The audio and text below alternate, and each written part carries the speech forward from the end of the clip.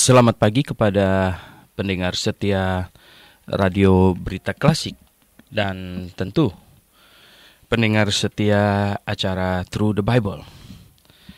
Pendengar yang kami kasih dalam Yesus Kristus, Anda bersama dengan saya, Dr. Suhento Liau dan istri Liu Lilin. Hari ini kita tetap akan mempelajari firman Tuhan dan syukur kepada Tuhan, di mana oleh kasih karunia-Nya kita semua dalam keadaan baik. Dan kita telah mempelajari firman Tuhan sampai surat Yakobus pasal yang keempat. Hari ini kita akan membahas pasal yang keempat.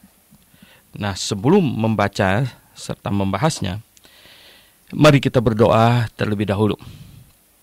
Bapa di sorga, tolonglah kami Bapa agar kami memahami firman-Mu. Terangilah akal budi kami, berilah hikmat kepada kami Tuhan. Dan berikanlah keberanian kepada kami. Ketika kami mengerti kebenaran, kami berani mengambil keputusan untuk memihak kepada kebenaran. Tuhan, tolonglah kami.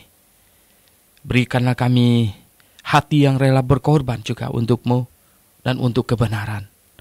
Kami berdoa, mohon dalam nama Tuhan Yesus Kristus. Amin. Oke, pendengar yang kami kasih dalam Yesus Kristus, pasal 4 hanya ada 17 ayat saja. Silakan akan dibaca habis oleh Lilin, silakan. Demikian bunyi firman Tuhan, ayat 1. Dari manakah datangnya sengketa dan pertengkaran di antara kamu? Bukankah datangnya dari hawa nafsumu yang saling berjuang di dalam tubuhmu? Kamu mengingini sesuatu, tetapi kamu tidak memperolehnya. Lalu kamu membunuh, kamu iri hati, tetapi kamu tidak mencapai tujuanmu. Lalu kamu bertengkar dan kamu berkelahi. Kamu tidak memperoleh apa-apa karena kamu tidak berdoa. Atau kamu berdoa juga, tetapi kamu tidak menerima apa-apa karena kamu salah berdoa. Sebab yang kamu minta itu hendak kamu habiskan untuk memuaskan hawa nafsumu. Hai kamu orang-orang yang tidak setia, tidakkah kamu tahu bahwa persahabatan dengan dunia adalah permusuhan dengan Allah? Jadi barang siapa hendak menjadi sahabat dunia ini, ia menjadikan dirinya musuh Allah. Janganlah kamu menyangka bahwa kitab suci tanpa alasan berkata, roh yang ditempatkan Allah di dalam diri kita diingininya dengan cemburu. Tetapi kasih karunia yang dianugerahkannya kepada kita lebih besar daripada itu. Karena itu ia katakan, Allah menentang orang yang congkak, tetapi mengasihani orang yang rendah hati. Karena itu tunduklah kepada Allah dan lawanlah iblis, maka ia akan lari daripadamu. Mendekatlah kepada Allah dan ia akan mendekat kepadamu. Tahirkanlah tanganmu, hai kamu orang-orang berdosa, dan sucikanlah hatimu, hai kamu yang mendua hati. Sadarilah kemalanganmu, berdukacita dan merataplah. Hendaklah tertawamu kamu ganti dengan ratap dan sukacitamu dengan dukacita. Rendahkanlah dirimu di hadapan Tuhan dan ia akan meninggikan kamu. Saudara-saudaraku, janganlah kamu saling memfitnah. Barang siapa memfitnah saudaranya atau menghakiminya, ia mencela hukum dan menghakiminya.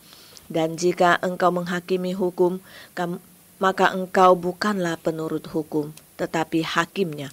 Hanya ada satu pembuat hukum dan hakim, yaitu Dia yang berkuasa menyelamatkan dan membinasakan.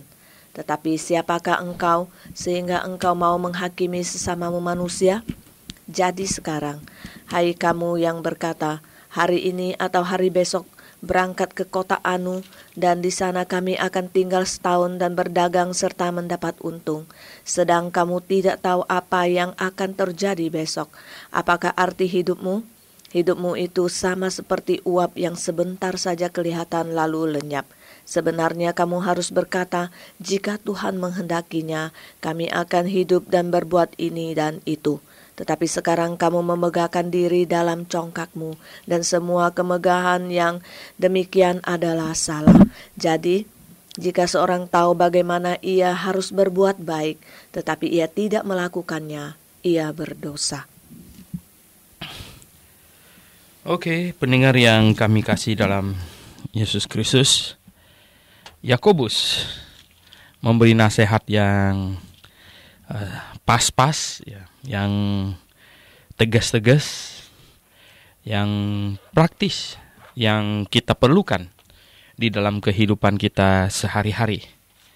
Karena Yakobus ini anaknya Yusuf dan Maria, menulisnya di awal-awal kekristenan, di mana orang Yahudi hanya orang Yahudi saja yang menjadi Kristen pada awal, dan mereka berkumpul di Yerusalem.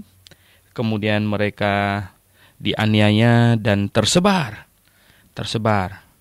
Dan Yakobus diperkirakan tulis antara tahun 45 sampai 50. Itu mengirim surat ini kepada ke-12 suku di perantauan. Tentu yang Kristen maksudnya. Dan telah menasehati mereka dengan berbagai nasihat praktis. Nasihat praktis di mana yang sangat-sangat cocok untuk menuntun kehidupan manusia sehari-hari. Di pasal pertama, Yakobus telah menjelaskan tentang masalah pengujian. Pencobaan yang dimana harus dihadapi sebagai pengujian. Dan kemudian di pasal 2, dia menjelaskan tentang iman yang sesungguhnya. Iman yang sesungguhnya adalah iman yang pasti akan membawa efek dalam kehidupan seseorang.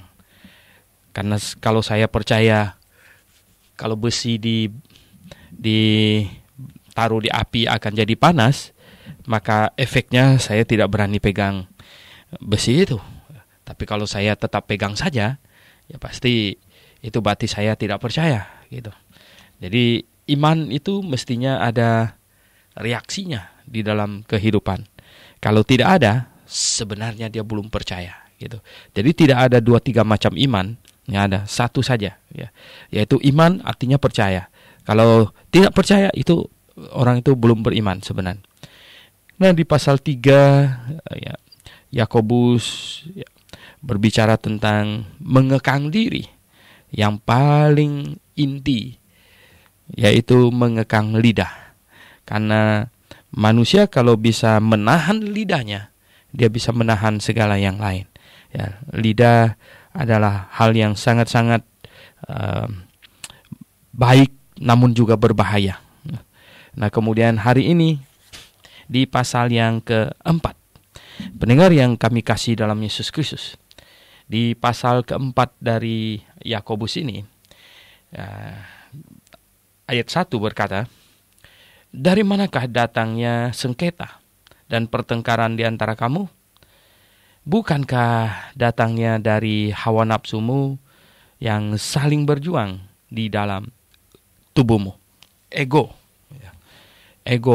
hawa nafsu untuk mementingkan diri. Pendengar yang saya kasih dalam Yesus Kristus, saya teringat kepada buku sistematika teologi yang ditulis oleh Dr. Thiessen, Henry Thiessen. Itu dia berkata bahwa the essence of sins, itu selfishness. Jadi hakikat, the essence, hakikat artinya paling inti dari dosa itu adalah mengasihi diri sendiri, ego. Nah, pendengar yang saya kasih dalam Yesus Kristus, cukup lama saya merenungkan kebenaran ini dan banyak orang tidak setuju. Namun kalau kita lihat di Yakobus pasal 4 ini membenarkan. Karena mungkin Dr. Thiessen membaca Yakobus pasal 4 ini dan dia sungguh memahami bahwa keegoisan seseorang itulah yang menjadi hakikat dari dosa, mengasihi diri sendiri. Nah, pendengar yang saya kasih dalam Yesus Kristus, ada orang yang tidak faham kebenaran, malah mengajarkan di gereja kita perlu melatih untuk mengasihi diri sendiri, katanya. Loh, kenapa? Karena katanya perintah Tuhan, kasihilah sesamamu manusia seperti dirimu sendiri. Jadi kalau kita tidak pintar mengasihi diri kita sendiri, kita tidak pintar mengasihi orang lain seperti diri kita sendiri. Saya bilang itu konyol. Konyolnya bukan main-main. Mengapa? Karena mengasihi diri sendiri itu tidak usah dipelajari lagi. Itu sudah otomatis. Bahkan itu adalah sifat buruk dari manusia yang sudah melekat pada diri manusia, yaitu mengasihi dirinya sendiri. Itu adalah sesuatu yang tidak perlu dipelajari lagi. Bahkan itu adalah sesuatu yang Tuhan suruh supaya kita singkirkan, supaya kita hapuskan dari diri kita, sehingga supaya kita lebih mengasihi orang lain. Karena perintah Tuhan supaya kita dapat menyangkal diri. Hendaklah engkau memikul salibmu dan menyangkal diri. Menyangkal diri itu apa? Menyangkal diri itu artinya tidak mengasihi diri kita. Bukan menyangkal diri itu lalu orang ketemu dengan saya, Dr. Suhento Liao ya. Saya bilang bukan, itu bukan saya. Itu bohong. Itu bukan menyangkal diri. Ya. Pendengar yang saya kasih dalam Yesus Kristus. Menyangkal diri itu artinya apa? Menyangkal diri itu artinya menolak tuntutan dari diri kita sendiri. Ya. Menolak ini keinginan diri kita. Jadi menolak keegoisan kita. Dan ya, memikul salib. Ya, memikul salib itu artinya siap mati. Karena salib itu artinya mati. Barang siapa pada zaman Tuhan Yesus dijatuhin hukuman mati, itu disuruh pikul salibnya. Salib yang bukan kecil itu, yang ditaruh di leher gitu. Itu salib besar sekali, di mana seseorang bisa dipaku di atasnya, kan itu berarti kayunya sekitar 3 meter lebih gitu. Ya. Dan yang melintang itu ya sekitar 2 meter gitu. Jadi pendengar yang saya kasih dalam Yesus Kristus. Ya. Nah, di sini Yakobus berkata, dari manakah datangnya segala sengketa, pertengkaran, dan lain sebagainya. Semua itu datang dari hawa nafsumu yang saling berjuang di dalam tubuhmu. Jadi itu datangnya dari dorongan dari dalam. Ya, ego yang di dalam itu. Ya, nafsu yang di dalam itu yang berjuang. Nah, itulah sebabnya Tuhan Yesus ya menyuruh kita untuk menyangkal diri. Dan dia berkata bahwa jikalau kita tidak membenci, ya katanya dia pakai istilah itu, membenci saudaranya, laki, perempuan, bahkan ibunya, ayahnya, bahkan dirinya sendiri, maka ia tidak dapat menjadi muridku. Nah, pendengar yang saya kasih dalam Yesus, mengapa pakai membenci? Apakah kita menjadi murid Tuhan Yesus kita harus membenci orang tua kita? Sebenarnya Tuhan Yesus berbicara dari opposite lain gitu, dari sisi yang lain. Karena begini, jikalau 2 orang bersaing untuk mendapatkan cinta kita, ya, untuk mendapatkan perhatian kita, ketika kita memilih yang satu, ya, maka yang satu itu langsung menuduh kita telah membencinya. Kalau Anda yang pernah jatuh cinta, berpacaran segala macam, itu pasti ngerti itu. Padahal kita tidak membencinya. Gitu, tidak membencinya, cuman lebih sayang kepada yang satu itu gitu, sehingga yang satu itu berkata kamu sudah benci samanya. Nah, itulah kancah perebutan cinta gitu kalau kita bilang begitu. Nah, pendengar yang saya kasih dalam Yesus Kristus, nah Tuhan berkata ya, kalau dia dibandingkan dengan saudara kita tidak lebih mencintai dia, kita tidak jadi muridnya. Dan kalau dia dibandingkan dengan ibu bapak kita, dengan anak kita, kalau kita tidak lebih mencintai dia, ya, maka ya tidak bisa jadi muridnya. Bahkan katanya apa?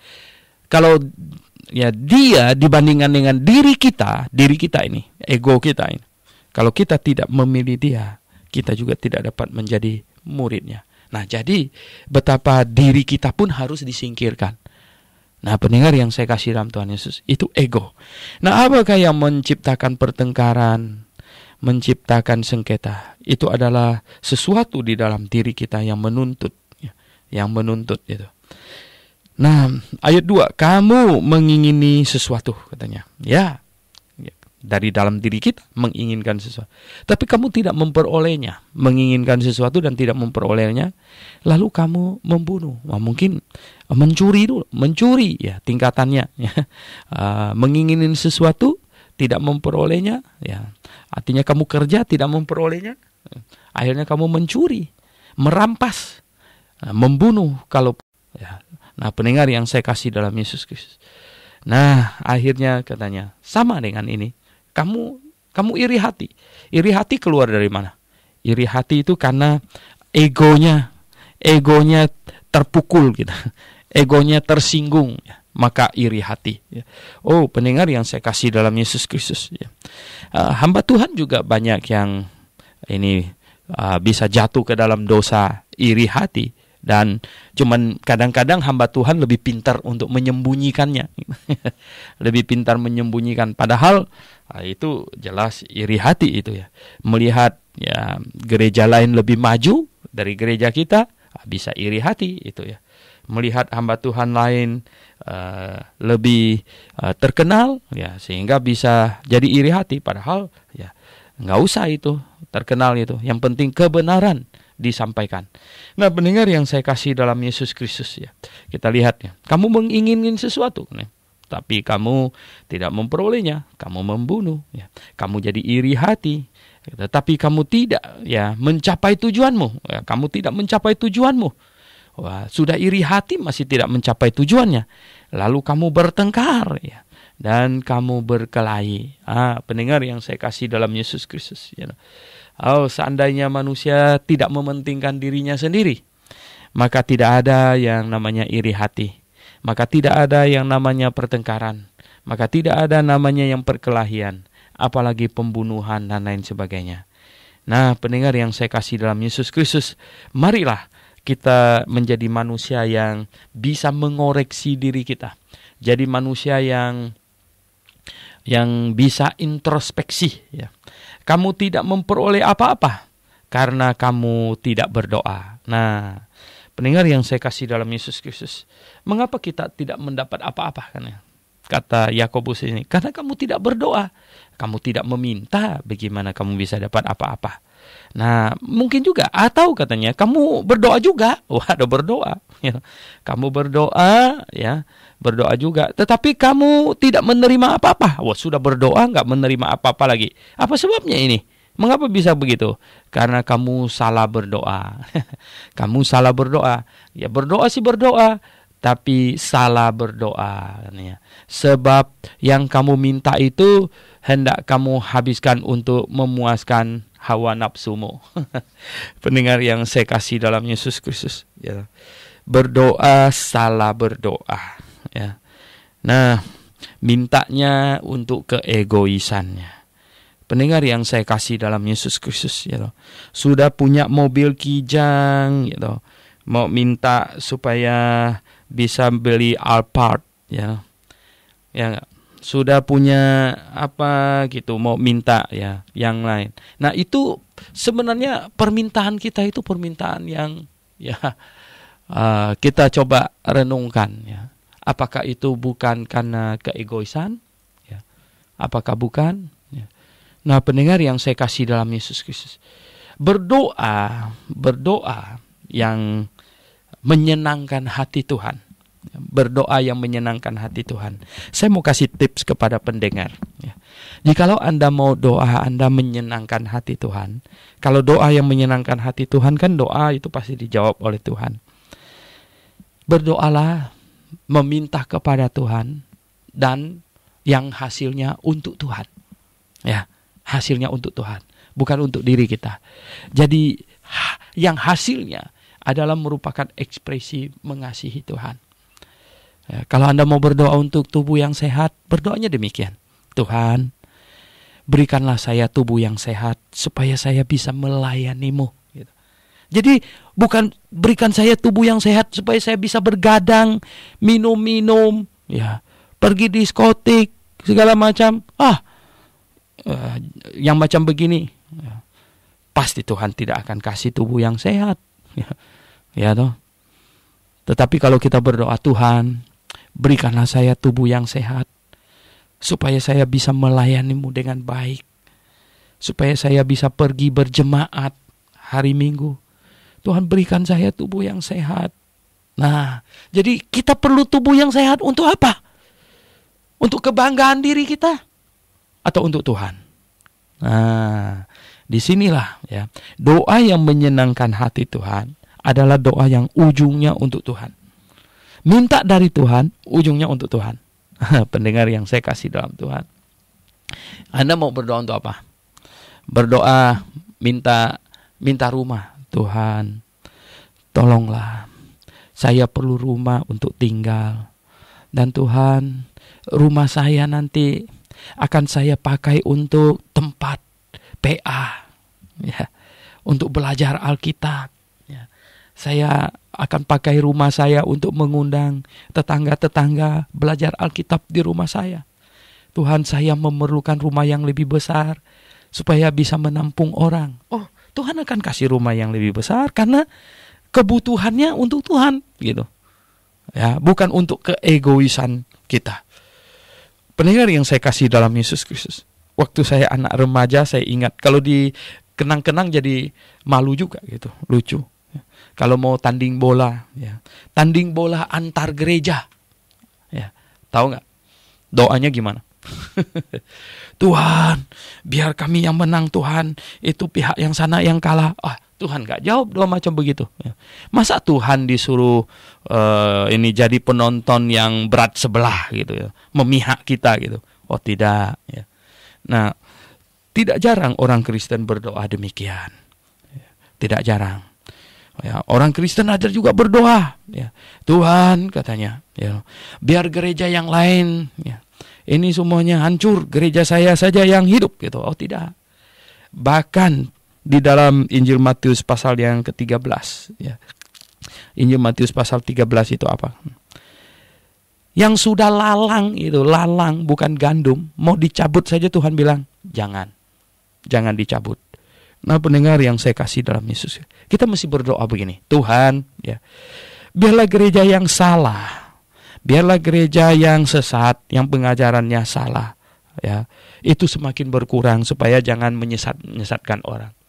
Dan biarlah gereja yang benar, gereja yang mengajarkan kebenaran, gereja yang teguh berdiri atas kebenaran, semakin berlimpah, semakin banyak, dan semakin banyak orang akan diselamatkan. Nah, pendengar yang saya kasih dalam Yesus Kristus, jadi kita bukan berdoa itu seturut dengan keegoisan kita. Kalau Anda mau berdoa minta mobil, Tuhan, saya perlu mobil supaya saya satu keluarga bisa pergi berjemaat di gereja. Hari Minggu kami mau pergi berjemaat. Oh bukan, Tuhan berikanlah saya mobil supaya tetangga lihat saya sudah punya mobil, ya, dan mereka kagum sama kami. Oh jangan, itu egois, ya, itu egois. Tapi Tuhan, ya, saya perlu mobil supaya satu keluarga kami bisa pergi berjemaat hari Minggu. Tetapi itu harus tulus. Wah, bukan tipu muslihat dengan Tuhan. Wah, habis dapat mobil, sekarang mobilnya sudah dapat, apa yang tadi dulu didoakan sudah tidak diingat lagi. Itu namanya ini nipuin Tuhan gitu ya. Tuhan tahu dong, ya. Tuhan pasti tahu. Ya, pendengar yang saya kasih dalam Yesus Kristus, ya. Mengapa katanya? Atau kamu berdoa juga, tetapi kamu tidak menerima apa-apa. Karena kamu telah berdoa ya secara salah katanya. Kamu ya berdoa hanya untuk memuaskan hawa nafsumu saja. Ya, hanya untuk itu katanya. Hai kamu katanya orang yang tidak setia. Nah, kalau kamu begitu, kamu orang tidak setia. Tidakkah kamu tahu bahwa persahabatan dengan dunia adalah permusuhan dengan Allah? Jadi barang siapa hendak menjadi sahabat dunia ini, ia menjadikan dirinya musuh Allah. Oh, kalau saya membaca ayat ini, pendengar yang saya kasih dalam Tuhan Yesus, hati saya berdebar-debar. Ya, mengapa? Apakah saya sudah menjadi sahabat dunia ini? Kalau saya menjadi sahabat dunia ini, maka saya menjadi musuh Allah. Wah, jangan sampai saya menjadi sahabat dunia ini. Oleh sebab itu saya tidak mau mengikuti gerak dunia ini. Saya tidak mau sampai tercekoki oleh falsafah dunia ini. Nah, kita tidak boleh mengasihi dunia ini. Apanya yang tidak boleh dikasihi? Kok Tuhan mengasihi dunia? Katanya di dalam Injil Yohanes pasal 3 ayat 16. Kalau orang-orangnya harus dikasihi. Tapi falsafah hidup dunia ini jangan dikasihi, jangan dituruti. Jadi apa yang dikasihi, apa yang tidak boleh dikasihi, kita mesti mengerti. Manusianya boleh dikasihi, itu harus dikasihi. Tapi falsafah dunia ini jangan. Falsafah dunia ini apa? Falsafah dunia ini, banyak ya. Dunia dengan filosofinya. Oleh sebab itu saya selalu menasehati orang muda.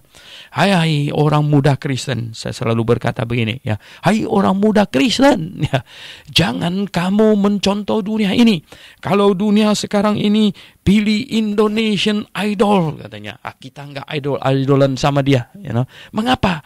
Karena kita tidak mau mengikuti teladannya. Ya, itu teladan yang buruk. Ya, dia karaoke terus. Kita harus pergi bernyanyi di gereja, menyenangkan hati Tuhan. Ya, nah jadilah orang Kristen yang bukan mengikut dunia ini, tapi jadilah orang Kristen yang diikuti oleh dunia ini. Bisakah Anda begitu? Pendengar yang saya kasih dalam Yesus Kristus, wahai orang muda. Nah, orang tua yang mendengar ini tolong kasih tahu orang muda juga, ya. Biar orang muda, ya, potongan rambut kamu jangan ikut orang dunia ini. Dan kita punya potongan rambut kita, biar dunia yang ikut potongan kita. Berpakaiannya kita jangan ikut dunia ini. Kita berpakaian dengan rapi, yang tertutup, biar dunia yang ikut kita. Nah, pendengar yang saya kasih dalam Yesus Kristus, ya. Orang Kristen adalah orang yang berpendirian teguh. Orang Kristen adalah orang yang penuh percaya diri.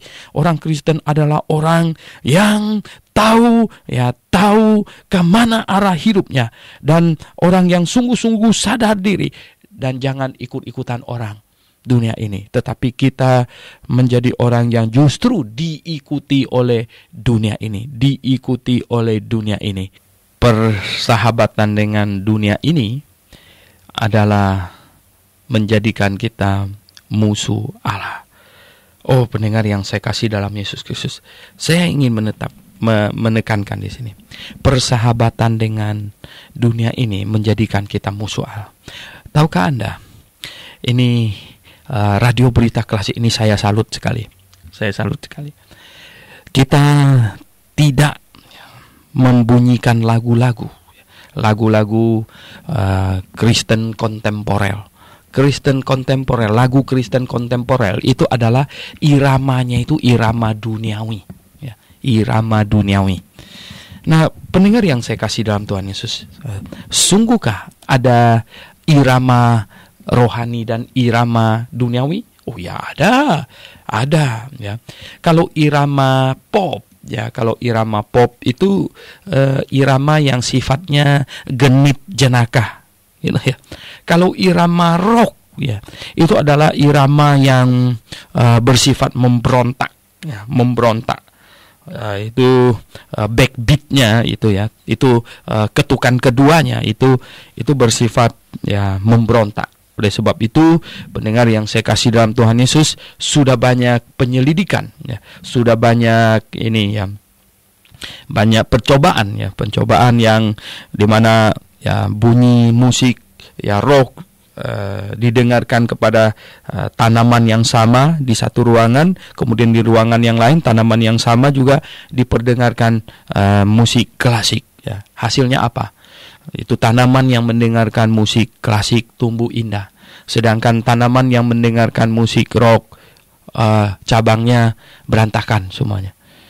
Nah, pendengar yang saya kasih dalam Yesus Kristus, bagaimanakah cara iblis mempenetrasi gereja? Bagaimanakah cara iblis membuat gereja ini setukuk garam yang makin hari makin tawar? Bagaimana caranya? Cara yang paling jitu adalah dengan musiknya. Ya, musiknya.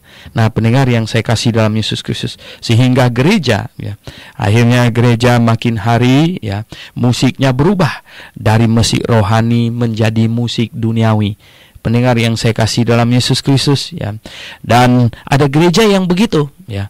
Orang tuanya masih pakai musik rohani, tapi anak mudanya pakai musik duniawi. Ya, kalau 20 tahun yang lalu kebijaksanaannya demikian, maka hari ini anak yang umur 20, setelah 20 tahun dia sudah jadi 40.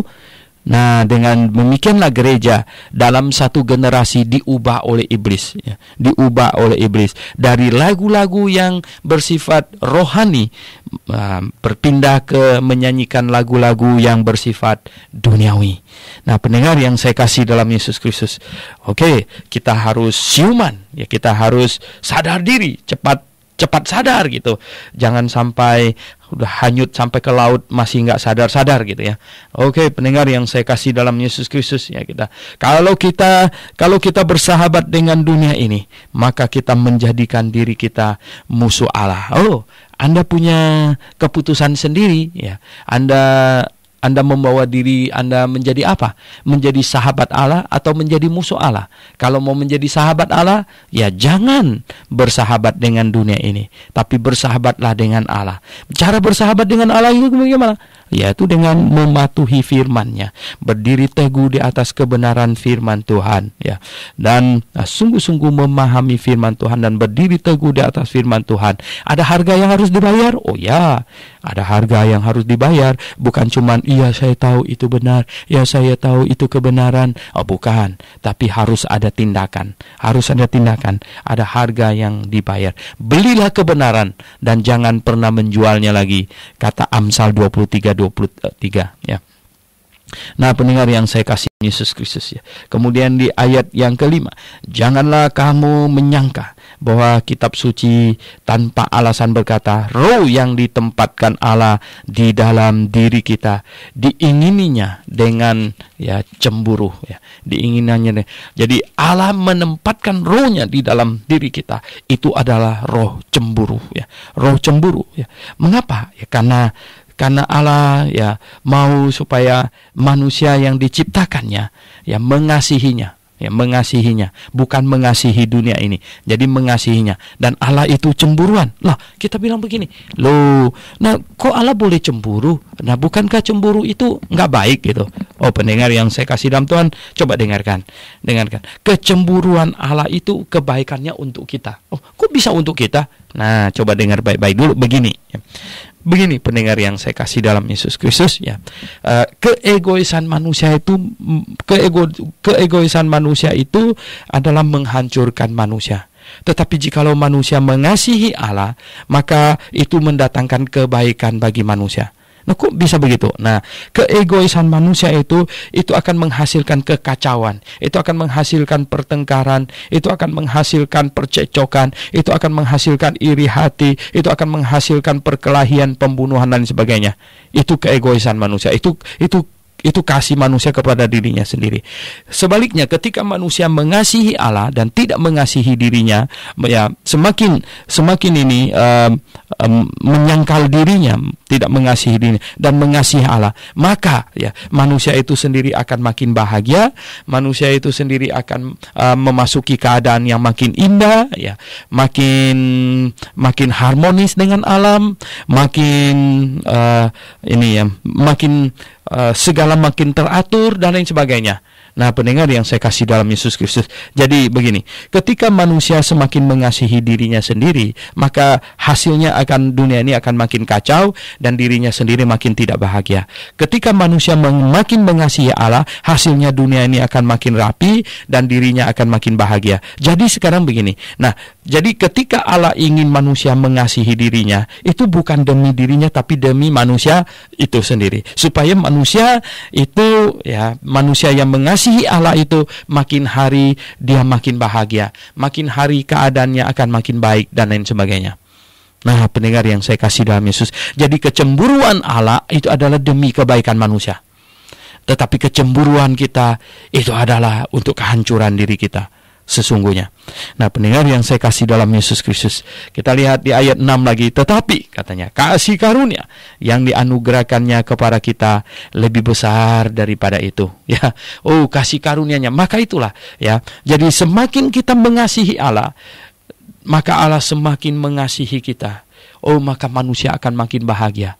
Maka manusia akan menerima anugerah Allah yang makin besar, ya. Indah sekali, indah sekali. Nah, saya kasih contoh umpama gini. Ini hanya pembanding saja. Jikalau ada seorang pembantu, ya. Jikalau ada seorang yang begini, dia sudah apes, ya toh. Dia sudah tidak ada apa-apa, ya. Dia sakit, ya. Dia jatuh miskin, dia hancur, ya toh.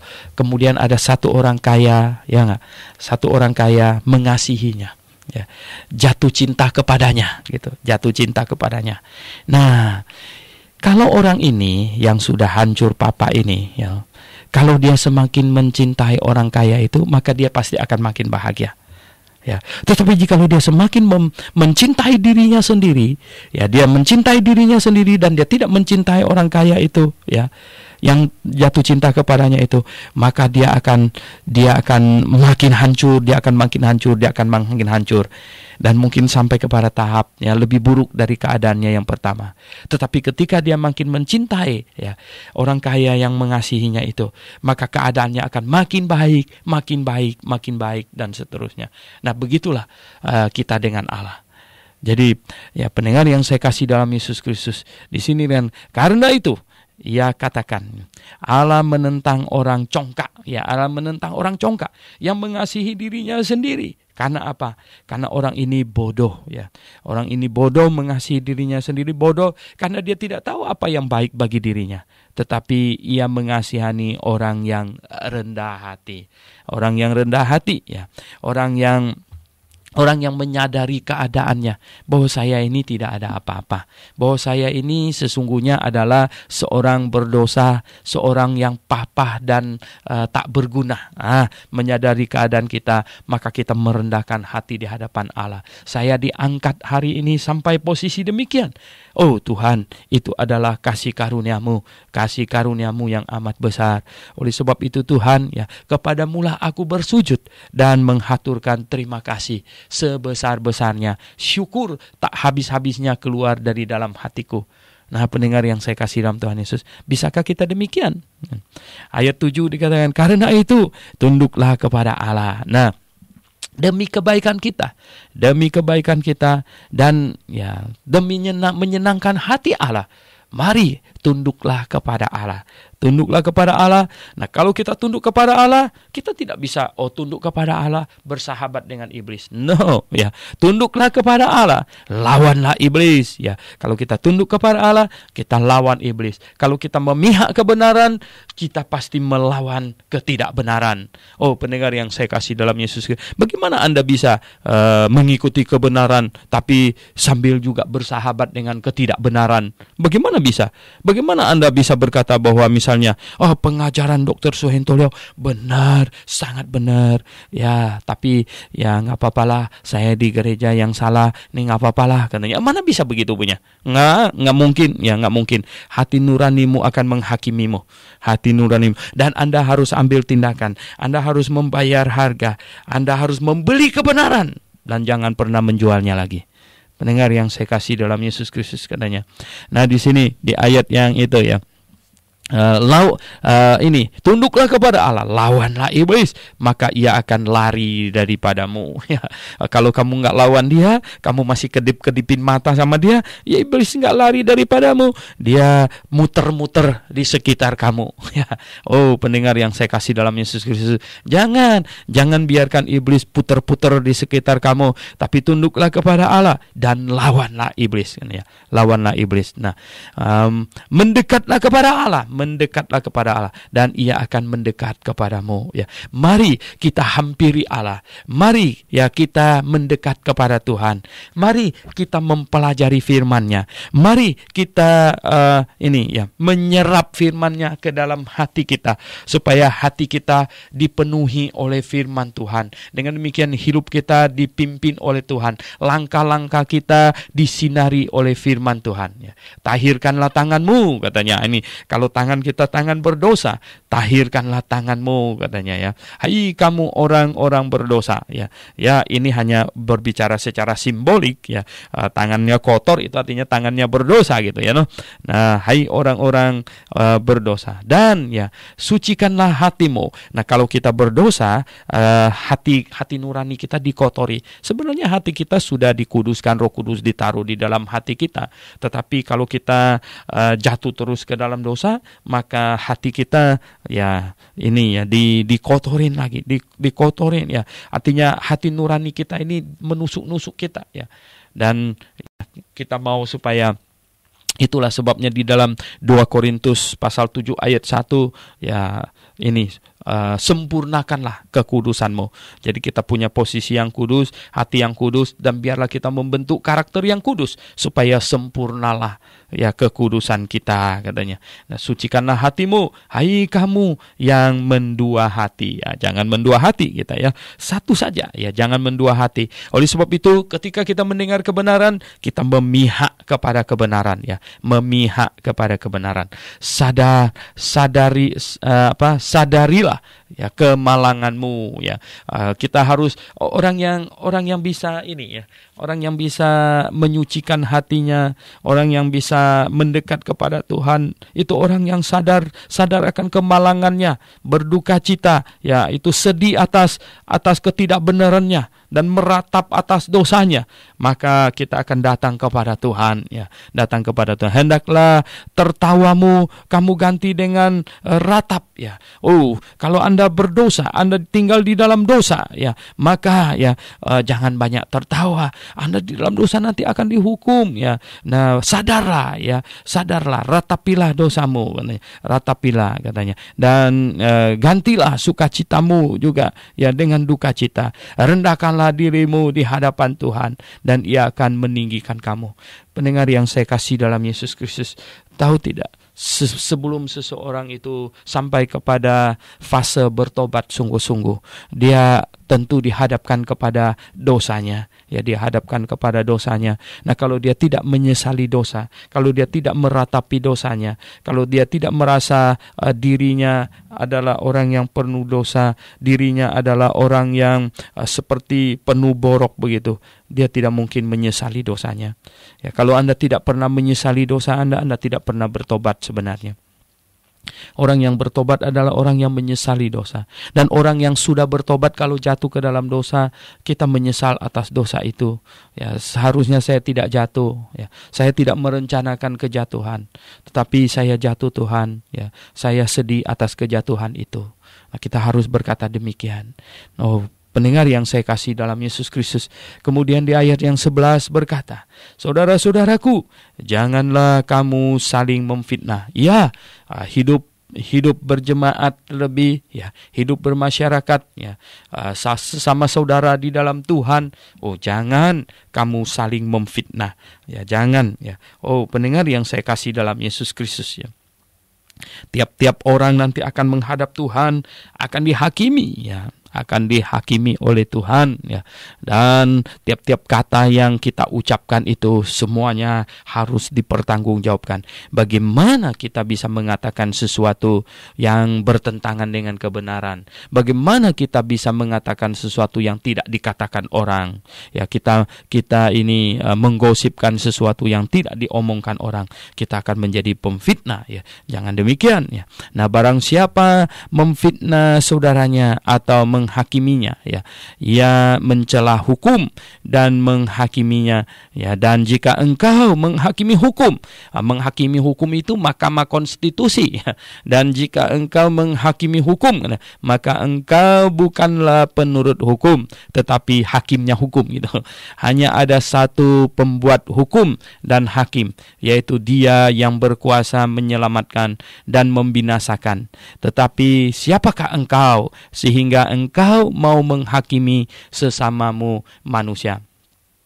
Pendengar yang saya kasih dalam Yesus Kristus, kalau kita bicara soal hakim menghakim ya, Tuhan sudah kasih prosedurnya sama kita, prosedurnya ya.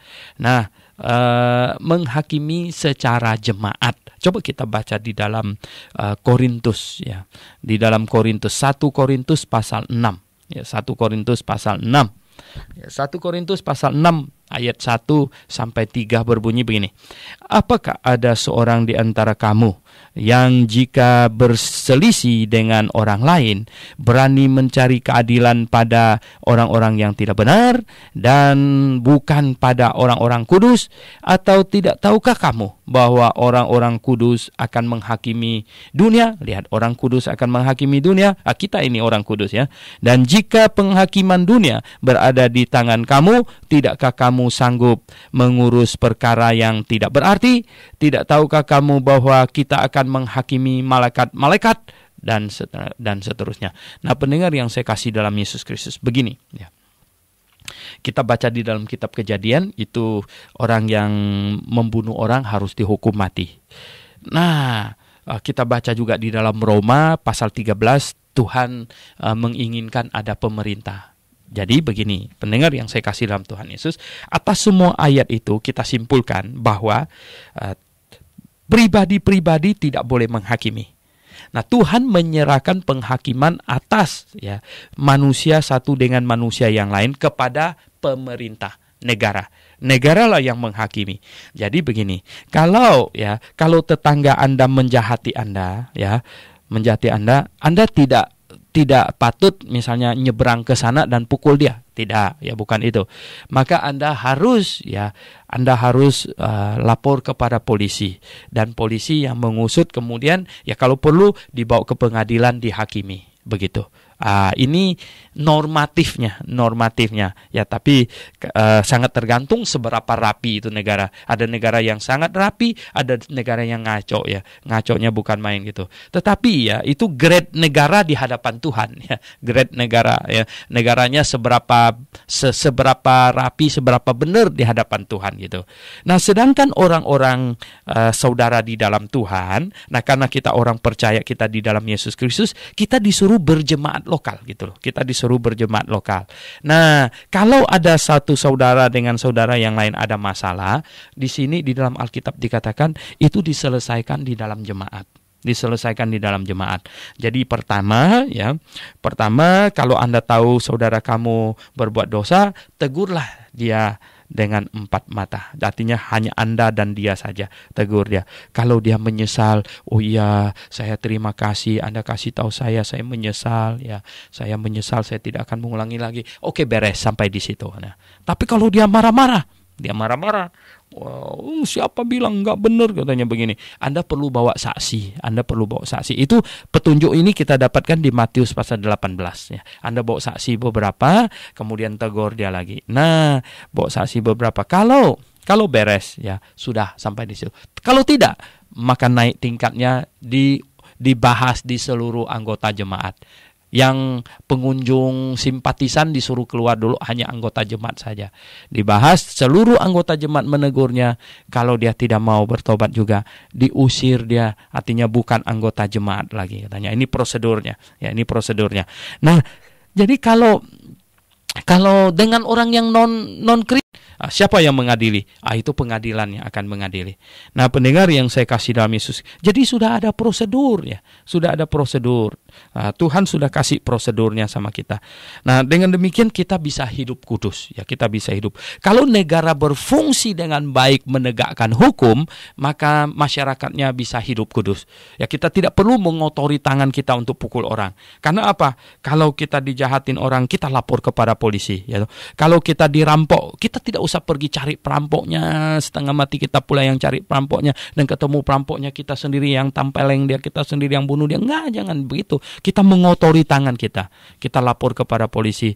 Polisilah yang bertanggung jawab untuk mengejar perampok itu, menangkapnya, kemudian menyerahkannya kepada jaksa dan dituntut di pengadilan, dan dia dihukum masuk penjara gitu.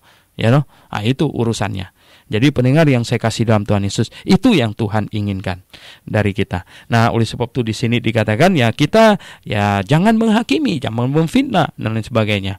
Nah, kita berdoa supaya negara berfungsi dengan baik, dan di dalam berjemaat pun kita berdoa supaya jemaat gereja gembalanya diberi hikmat, akal budi untuk mengurus hal ini dengan benar, dengan baik gitu, supaya jemaat berjalan dengan benar gitu.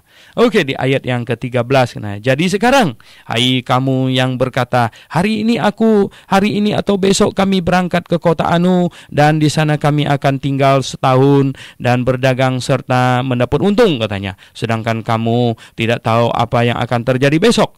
Apakah arti hidupmu? Hidupmu itu sama seperti uap yang sebentar saja kelihatan lalu lenyap, katanya. Sebenarnya kamu harus berkata, jika Tuhan menghendaki, jika Allah menghendaki, insya Allah, gitu ya, kami akan hidup dan berbuat ini dan itu. Tetapi sekarang kamu memegahkan diri dalam congkakmu, dan semua kemegahan yang demikian adalah salah.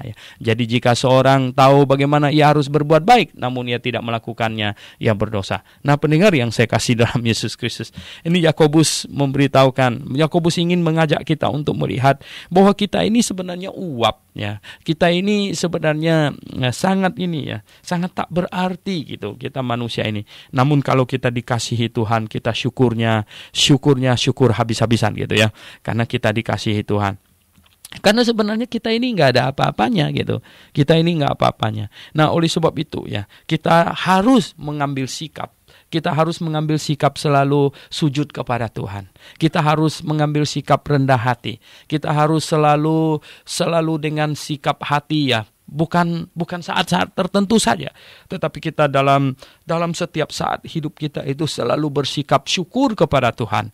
Harus selalu bersikap menyembah kepadanya. Nah, kita terlebih lagi sekarang ini, kita ada di zaman ibadah hakikat. Ya, kita sudah meninggalkan zaman ibadah simbolik, kita masuk ke dalam zaman ibadah hakikat. Jadi sekarang ini kita tidak menyembah dengan badan, kita tidak menyembah dengan simbol gitu, kita menyembah dengan hati, dengan hakikat. Ya. Nah, secara hakikat kita menyembah Tuhan. Itulah sebabnya kita menyembah tidak terikat pada waktu, tidak terikat pada tempat, tidak terikat pada postur tubuh kita, karena kita menyembah dengan hati kita. Karena kita menyembah dengan hati, bukan dengan postur tubuh kita, maka sebenarnya ibadah kita itu adalah setiap saat hidup kita itu ibadah, yaitu sikap hati kita kepada Tuhan. Itulah ibadah kita ya, sikap hati kita kepada Tuhan. Nah, pendengar yang saya kasih dalam Yesus Kristus ya. Nah, oleh sebab itulah ya, maka kita harus bersikap positif kepada Tuhan setiap saat ya. Kita bersikap positif kita menyembah Tuhan setiap saat. Nah, jangan mengajarkan bahwa hari Minggu kita datang beribadah di gereja, terus Senin, Selasa dan seterusnya kita tidak beribadah. Itu tidak demikian ya. Tidak demikian. Hari Minggu kita itu datang berjemaat. Ya, datang berjemaat. Sedangkan ibadah itu adalah sikap hati kita setiap saat kepada Tuhan. Nah, itu ibadah kita. Gitu. Jadi pendengar yang saya kasih dalam Yesus Kristus. Nah, kita lihat di sini seseorang harus selalu membawa sikap membesarkan, mengagungkan Tuhan ya, membesarkan, mengagungkan Tuhan.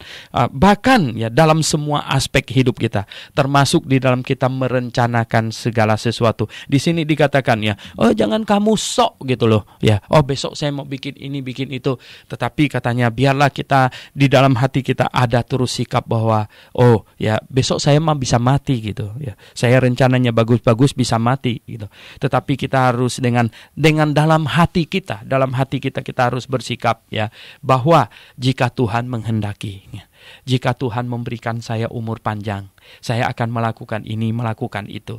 Jika Tuhan menghendaki ya, besok saya akan berangkat ke sana, berangkat ke sini. Nah, ini yang kalau bahasa Arabnya di ayat yang ke-15 ini sebenarnya insya Allah gitu ya, insya Allah. Oke, itu baik ya. Sebenarnya ini Yakobus tulis lebih duluan daripada yang agama lain gitu. Yakobus tulis lebih duluan. Yakobus tulis ini tahun 45 sampai 50. Yakobus duluan gitu ya. Jauh-jauh sebelum Muhammad lahir ini sudah ditulis ya. Jauh-jauh ya 500-an sebelum Muhammad lahir ini sudah ditulis ya. Bahwa insya Allah katanya ya, kami akan hidup dan berbuat ini dan berbuat itu. Nah, tetapi ya orang Kristen kita harus tahu kebenaran bahwa begini, ya itu bukan masalah kita mengucapkannya di mulut, ya mengucapkan di mulut baik juga gitu, tetapi yang terlebih utama itu adalah sikap hati kita. sikap hati kita yang menjunjung tinggi Tuhan, sikap hati kita yang senantiasa menyembah kepadanya, sikap hati kita yang selalu positif kepadanya, sikap hati kita yang beribadah kepadanya setiap saat. Jadi bukan hari Minggu kita datang beribadah kepada Tuhan, itu satu kesalahan. Hari Minggu kita datang berjemaat, sedangkan ibadah itu adalah setiap saat dalam hidup kita. Nah, dengan demikian maka kita juga harus tahu di ayat 17 ya, kalau sikap hati kita terus positif kepada Tuhan sepanjang waktu, kalau kita beribadah kepada Tuhan ya semua waktu kita, seluruh hidup kita, maka kita tahu ya kita akan menghasilkan perbuatan yang baik ya. Nah, kalau kita beribadah kepada Tuhan ya, dalam seluruh waktu hidup kita itu beribadah kepada Tuhan ya, bukan hanya hari Minggu saja, maka kita tahu ya Tuhan hidup di dalam hati kita dan kita melakukan hal-hal yang baik dalam hidup kita. Dan di sini dikatakan kalau kita tahu apa yang baik namun kita tidak melakukannya, kita berdosa. Mengapa kita bisa tidak melakukannya? Ya karena mungkin ya kita tidak setiap saat beribadah kepada Tuhan. Kita hanya beribadah hari Minggu saja, sehingga hari Senin kita sudah lupa, Selasa kita lupa dan seterusnya. Oh tidak, ya. Kita harus sungguh ya menaruh Tuhan di dalam hati kita sebagai Tuhan betulan gitu. Di dalam Petrus dikatakan kuduskanlah Kristus di dalam hatimu sebagai Tuhan ya. Oh dia kan sudah Tuhan. Betul ya, tapi betul nggak kamu menerima Yesus Kristus dalam hatimu sebagai Tuhan? Betul nggak hatimu mentuhankan dia gitulah? Oke pendengar yang saya kasih dalam Yesus Kristus, sampai di sini pembahasan kita. Mari kita berdoa. Bapa di sorga, terima kasih atas kasih setiamu Tuhan, petunjuk untuk hidup yang diberikan oleh Yakobus kepada kami. Kami syukurkan kepadamu.